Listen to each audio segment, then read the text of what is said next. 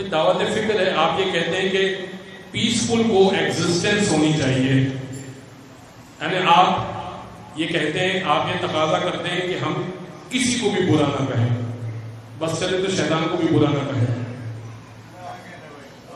کسی کو بھی برا نہ کہیں. تو بھائی پیسفل کو ایگزسٹنس میں ہم بھی یہ چاہتے ہیں کہ آپ ان کو اچھا نہ کہیں جو برے ہیں.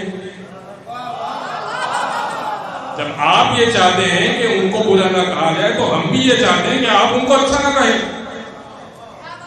اس طرح سے دونوں کا معاملہ مسئلہ حل ہو جائے گا.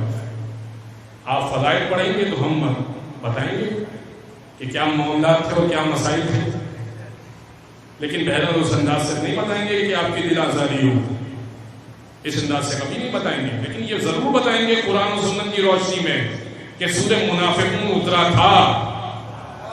اگر کوئی یہ کہے نا آپ کو کہ حضور کے زمانے میں تو کوئی برا نہیں تھا، سب اچھے تھے، تو یہ سورہ منافقون اترا کس کے لیے تھا؟ بھئی یہ سورہ کافرون اترا کس کے لیے تھا؟ سبھی اچھے تھے، کوئی تو برے تھے. کون تھے اس سے بحث نہیں ہے میری، نہ میں نام لینا پسند کرتا ہوں، نہ میں اس بارے میں جانتا ہوں، لیکن اتنا جانتا ہوں کہ کوئی منافق تھا، کوئی کافر تھا. یہ دو سورے اترے ہیں، اس بات کی دلیل ہے.